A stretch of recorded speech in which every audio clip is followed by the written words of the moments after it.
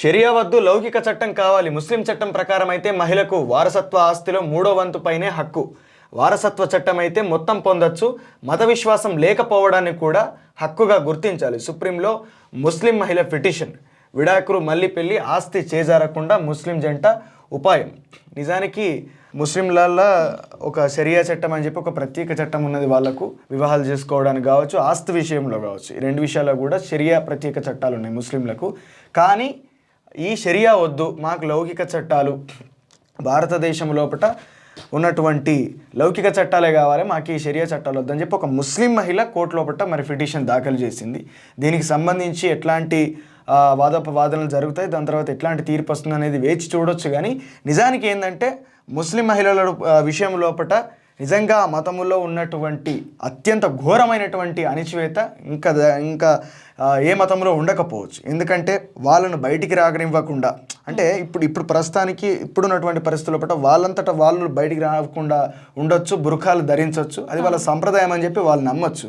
కానీ దీనికి మూలము కాపాడటం పేరుతోటి వాళ్ళను ఇంటికే పరిమితం చేసి వాళ్ళని ఎవరు చూడకూడదని చెప్పి వాళ్ళకు బురకా తగిలించి వాళ్ళను పూర్తిగా అణిచివేసే ప్రయత్నం, వాళ్ళను చదువుకోనివ్వకుండా చేసిర్రు, ఆ ఇష్టం ఉన్నటువంటి వ్యక్తిని పెళ్లి చేసుకోకుండా చేసిర్రు. ఇంకా దారుణమైనటువంటి విషయం ఏమిటంటే ఆ భర్త ఇష్టం లేకపోతే ఆ భర్త 3 సార్లు తలాక్ అని చెప్పి ఆ అమ్మాయిని వదిలేయచ్చు. ఇట్లాంటి దారుణమైనటువంటి చట్టాలు కూడా ఉన్నాయి.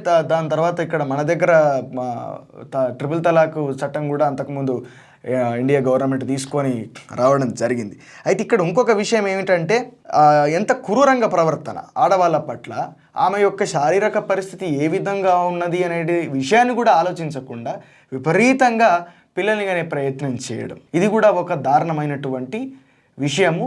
ముస్లిం ఆచార సాంప్రదాయాల లోపల ఒక భాగంగా కొనసాగుతాం. మళ్ళీ వాళ్ళు ఎంతమందినైనా పెళ్లి చేసుకోవచ్చు. ఇదొకటి. ఇది సరే, మైనారిటీల కింద వాళ్ళకు ఉన్నటువంటి వెసులుబాట్ల ప్రకారం ఇవ్వచ్చు. కానీ దీనివల్ల నష్టం చేకూరుతున్నది ఎవరికి అని చెప్పారంటే ముస్లిం మహిళలకి. వాళ్ళు చదువుకోలేకపోతున్నారు, వాళ్ళు ఎంపవర్ కాలేకపోతున్నారు. ఈ సాంప్రదాయ ఆచార కట్టుబాట్ల వల్ల ముస్లిం మహిళలు సాధికారతను సాధించలేకపోతున్నారు. ఈరోజు ఒక ముస్లిం మహిళ బయటికి వచ్చి చాలా ధైర్యంగా మాకు షరియా చట్టం వద్దు అని చెప్పి మరి సుప్రీంకోర్టు లోపల ఒక పిటిషన్ వేయగలిగింది అని చెప్పనంటే ఇది ఒక అడుగు ముందుకేసినట్టు, ఇది కట్టుబాట్ల నుంచి బయటికి వచ్చినట్టు.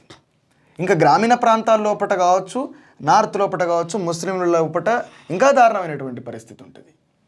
అంటే కేవలం మతము అనే దాంట్లో అది హిందూ మహిళల, ఇప్పుడు మొన్న మీరు చేసిర్రు రాజస్థాన్ లోపల ఒక స్టోరీ, బ్రైడల్ మార్కెట్, హిందూ ఆచారం లోపల కూడా ఎట్లా అంటే భార్యను కన్న తండ్రి అమ్మడం, ఈ రకమైనటువంటి సాంప్రదాయం ఆచారం కొనసాగుతుంది, ఇంకా క్రూరంగా అక్కడ కొనసాగుతూ ఉన్నది. కాబట్టి మత ఆధారంగా వస్తున్నటువంటి మతంలో భాగమైనటువంటి ఆడవాళ్ళ పట్ల ఖచ్చితంగా ఈ రకమైనటువంటి అణిచివేత ఉండాలి అని చెప్పి రాసుకున్నారు, చాలా స్పష్టంగా రాసుకున్నారు. ఆడవాళ్ళకి ఏం చెప్పొద్దు, ఆడవాళ్ళ మానసిక పరిస్థితి ఇట్లా ఉంటుంది, వాళ్ళ ఆలోచన విధానం ఇట్లా ఉంటుంది అని చెప్పి వాళ్ళను కావాలని వాళ్ళ మీద ఈ విధమైనటువంటి నిందలు అభండాలు వేస్తూ మరీ రాసుకున్నారు. వాళ్ళకి ఇష్టం వచ్చినట్లు రాసుకున్నారు. ఒక మానసిక పరిస్థితిని, ఒక మెంటల్ స్టేటస్ని వాళ్ళకు డైరెక్ట్ ఆప్ చేసేసారు. మీది ఇంతే, మీరు ఇట్లే ఉంటారు, మీ ఆలోచన విధానం ఇట్లే ఉంటుంది అని చెప్పి దానికి వాళ్ళని బలి చేస్తూ ఉన్నారు. ఇప్పటికీ ఈ మదర్సాల లోపల జరిగేటటువంటి విషయాలు కావచ్చు, ఇంకా మదర్సాలను ఆధునీకరించాలని చెప్పి కూడా మనకు ఒక పుస్తకం వచ్చింది, అనేక వ్యాసాల సంకలనం ఒక పుస్తకం, స్కై బాబా గారు దాన్ని ఆవిష్కరించారు.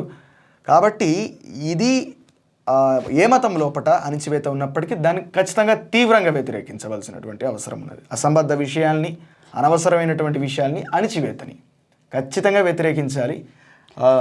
అయితే ఈ షరియా చట్టం ప్రకారము వీళ్ళు విడాకులు తీసుకొని మళ్ళీ పెళ్లి చేసుకురంట. ఎందుకు అని అంటే వాళ్ళకి ముగ్గురు ఆడపిల్లలంట. ముగ్గురు ఆడపిల్లలు అయితే వీళ్ళకున్న ఆస్తి వాళ్ళకి సమానంగా దక్కదంట. కొంచెము వీళ్ళకి అబ్బాయి లేకపోవడం వల్ల వీళ్ళలో కొంత ఆస్తి తండ్రికి ఇంకా వాళ్ళ తమ్ముడుకి చెందుతుంది. అట్లా కాదు, ఆస్తి మొత్తం మా పిల్లలకే రావాలని వీళ్ళు లీగల్గా డైవర్స్ తీసుకొని భారతదేశ మనకి ఈ చట్టం కావాలి అని చెప్పేసి, ఈ ముస్లింది వద్దు ఇండియన్ చట్టం కావాలని చెప్పేసి వీళ్ళు డైవర్స్ తీసుకొని ఈ షరియా చట్టం మాకు వద్దు ఇండియన్ చట్టం కావాలని చెప్పేసి డైవర్స్ తీసుకొని పిల్లలకు సమాన ఆస్తి వచ్చిన తర్వాత మళ్ళీ పెళ్లి చేసుకురు. అయితే వీళ్ళు ఏమంటారు అంటే దీనివల్ల మత విశ్వాసం లేకపోవడాన్ని కూడా హక్కుగా గుర్తించాలి అని అంటారు. నిజానికి మత విశ్వాసము ఇది చాలా అంటే చాలా రోజుల క్రిందటి నుంచి జరుగుతున్నటువంటి ఒక చర్చ. అంటే క్యాస్ట్లెస్ సర్టిఫికేట్, రిలీజియస్ సర్టిఫికేట్ డెఫినెట్గా ఇవ్వాలి అని చెప్పి చాలామంది చాలా రోజుల నుంచి చేస్తున్నారు. రామకృష్ణ గారు అని చెప్పి విరసం మెంబర్ ఆర్కే అని చెప్పి పిలుస్తారు. ఆయన కుటుంబం మొత్తం కూడా క్యాస్ట్లెస్ సర్టిఫికేట్ రావాలి అని చెప్పి ఎన్నో పిటిషన్స్ని ఇంప్లీట్ చేస్తూ, అంటే చాలామందిని ఇంప్లీట్ చేస్తూ ఒక పిటిషన్నే తయారు చేస్తూ వాళ్ళు ఆన్లైన్లో కూడా దాన్ని అప్డేట్ చేస్తూ ఎప్పటికప్పుడు ఆన్లైన్లో కూడా దానికి ఒక వెబ్సైట్ క్రియేట్ చేసి దాని ద్వారా జనాన్ని ఇంప్లీట్ చేస్తూ ఖచ్చితంగా క్యాస్ట్లెస్ సర్టిఫికేట్ మాకు కావాలి అని చెప్పి కొన్ని సంవత్సరాల నుంచి పోరాటం చేస్తున్నారు వాళ్ళు. కానీ ఇంతవరకు ప్రభుత్వాల నుంచి ఒక రెస్పాన్స్ అనేది రాలేదు. కాబట్టి ఇది ప్లాన్ చేయాలి ఖచ్చితంగా. మత విశ్వాసం లేకపోవడం కూడా ఒక హక్కుగా గుర్తించాలి నిజానికి. ఎందుకంటే ఆ హక్కు లేకపోవడం వల్ల చట్టాలు ఉన్నాయో మరి ఏం చట్టాలు ఉంటే వీళ్ళకి విశ్వాసం ఉండదు. ఇప్పుడు మత విశ్వాసం అంటే చట్టాలు అని చెప్పానంటే మన దగ్గర మత స్వేచ్ఛకు మన భారత రాజ్యాంగం లోపటనే ఆదేశిక సూత్రాల లోపల రాసిరు మత స్వేచ్ఛ మనకు హక్కుల లోపల ప్రాథమిక హక్కుల లోపల మనకు రాసిరు. కాబట్టి ఇక్కడ విశ్వాసం లేకపోవడం కూడా ఒక హక్కుగా పరిగణించినట్లయితే కొంతవరకు దాడులు తగ్గే అవకాశం ఉన్నది. ఎందుకంటే జనరల్గా నాస్తికుల మీద జరుగుతున్నటువంటి దాడులు ఏవైతే ఉన్నాయో ఈ మధ్య లోపల ఆ దాడులు తగ్గే అవకాశం ఉన్నది. ఎందుకంటే ఈరోజు ఆ హక్కు లేకపోవడం వల్ల నాస్తికులు ఏదైనా శాస్త్రీయంగా ఒక విషయాన్ని మాట్లాడితే వాళ్ళ మీద దాడి చేయడము, తర్వాత దాడి చేసిన వాళ్ళు జైలుకు పోవన్నా దాడికి గురైనటువంటి వ్యక్తి జైలుకు పోతున్నాడు.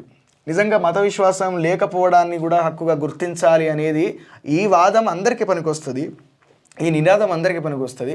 ఖచ్చితంగా మత విశ్వాసం లేకపోవడం కూడా హక్కుగా గుర్తించి ఆ హక్కును ఉల్లంఘించినటువంటి వ్యక్తుల మీద కఠినమైనటువంటి చర్యలు తీసుకునేటటువంటి అవకాశంగా దాన్ని రూపొందించాలి. కానీ ఇప్పుడున్నటువంటి గవర్నమెంట్లో మాత్రం అది సాధ్యం కాదు.